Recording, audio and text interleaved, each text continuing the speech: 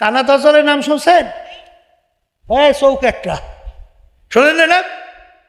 কানা দজ্জালের আল্লাহ এত ক্ষমতা পাওয়ার দিয়ে পাঠাইনি, ওকে যাকে খোদা মানবে ফসলে ভরপুর, আরামায়েশের কোনো শেষ নাই।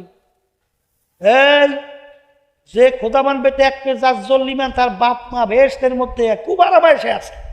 কথা কয় না? কথা ঠিক? এমনকি একটা মানুষকে কূপ দিয়ে কল্লা ফেলাই দেবে, আবার বলবে আমার হুকুমে জিন্দা হয়ে যা, আবার জিন্দা হয়ে যাইবে। এর সে বড় অলৌকিক ঘটনা কি দেখাইছে আপনার বাবারা? পারবে? আসতে কান পারবে? তাইলে কি ব্যাপারটা শোনেন। আর যারা খোদা মানবে না, জমিন ফসল সব পুড়িয়ে ছাই। এই এরপরে দেখবে বাপ মা জাহান্নামের আগুনের ভিতরে ধাউ ধাউ করে জ্বলতেছে, অশান্তি শেষ না। মানুষ কূপ দিয়ে ফেলাইয়ে দেবে, এইবার তো তার হুকুমে জিন্দা হয়ে যাইবে। কিন্তু ইমানদার সে বলবে যে তুই কাফের, তুই কি একবার তুই একজনকে কতল করিয়ে একবার জিন্দা করতে পারবি, দ্বিতীয়বার পারবি না। কথা ঠিক না? ঠিক।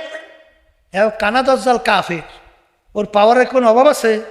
আর একটু আসতে আসছে হেরু হাক্কুন, হাদিসের ভিতরে আছে জাদু সত্য। আল্লাহ রাসূল সাল্লাল্লাহু আলাইহি ওয়াসাল্লামকে জাদু করছে না? না করে নাই? তাইলে জাদুর মাধ্যমে ব্যতিক্রম ধর্মী অনেক কিছু এইটা কিন্তু দেখানো সম্ভব। কথা ঠিক না? ঠিক। এই জন্য আমার বাজানদেরকে বলবো, শোনেন, এই যারা বলে বাবার কাছে যাওয়ার পরে বাচ্চা হয়েছে, রোগ ব্যাধি ভালো হয়ে গেছে, অমুক হয়েছে তমুক হয়েছে, কি কথা ঠিক না? ঠিক। এরকম আছে না নাই? এইটা কি হকের মাপকাঠি? তাহলে কোরআন এবং হাদিস আমাদেরকে যেভাবে রাস্তা দেখাইছে, এর বাহিরে রাস্তা হয়ে যায় না?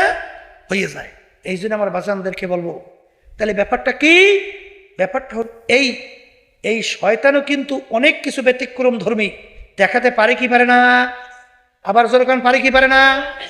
বড় পীর আব্দুল কাদের জিলানী রহমাতুল্লাহি আলাইহি একদিন, বড় পীর সাহেব হুজুরের নাম শুনছেন না? রাস্তা দিয়ে যাইতেছে একটা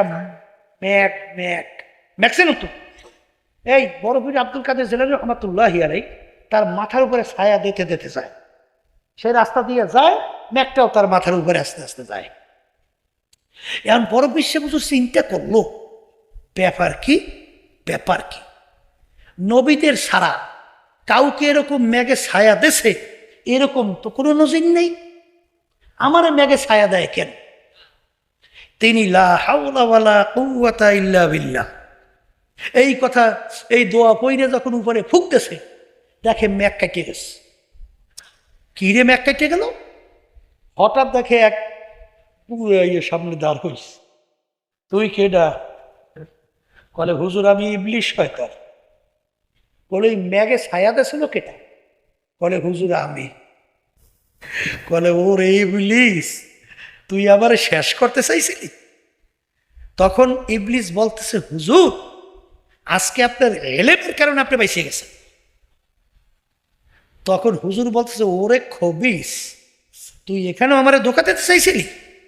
যদি এলেমের কারণে আমি বাঁচতাম, শিক্ষার কারণে, জ্ঞানের কারণে যদি আমি বাঁচতাম, তাহলে আগে বাঁচতি তুই। কারণ আল্লাহ রাব্বুল আলামিন তার আসমানি কিতাবের সংখ্যা 104, 104 কিতাব, 104 কিতাবের ইলম আল্লাহ রাব্বুল আলামিন ইবলিসকে দান করছিল। এত বড় জানুন্নে পাণ্ডিত, ওর সে জানুন্নে বড় পাণ্ডিত কেউ আছে? তাইলে এলেমের কারণে যদি বাঁচতো, তাহলে তুই আগে বাঁচতি।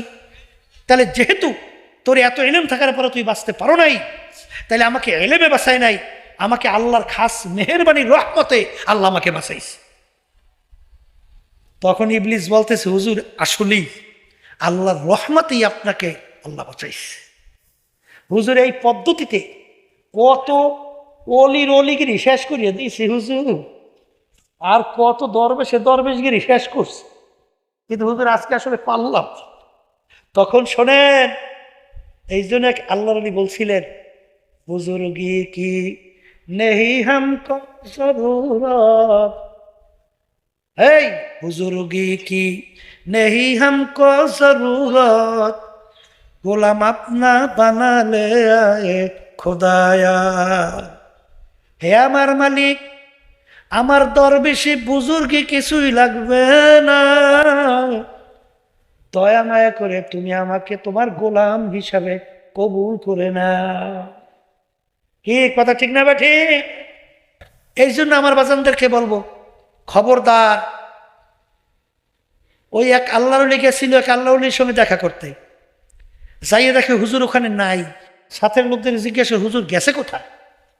কলে হুজুর গেছে জানি কোথায়। কলে হুজুর সঙ্গে দেখা করতে আসছিলাম, এখন আমার সময়ও তো কম, এখন হুজুর আসবে কখন?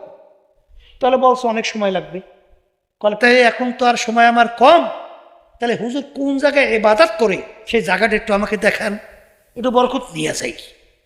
তা বলছে হুজুর এই পাথরের উপরে নামাজ পড়ে। তখন আল্লাহর ওলি তাকাইয়া দেখে যে ওই আল্লাহর বন্দাজে হাত রাইখা সেজদা করছে, সেজদার ভিতরে আঙ্গুলগুলো ফাঁকা ফাঁকা। আঙ্গুলগুলো যে সেজদার ভিতরে আঙ্গুলগুলো মিশাইয়ে সেজদা দেওয়া কি সুন্নাত? তখন সে বলতেছেন তার সাথীকে যে এই আল্লাহর ওলির সঙ্গে দেখা করা আমার কোনো প্রয়োজন নাই, কারণ যে নামাজের ভিতরে এই আঙ্গুল মিশাইয়ে সেজদা করা সুন্নাত, এতটুকু যার তাহকিক নাই এ আল্লাহর ওলি হতে পারে না। আসতে চলে গেছে। কথা বুঝছেন না বুঝেন নাই?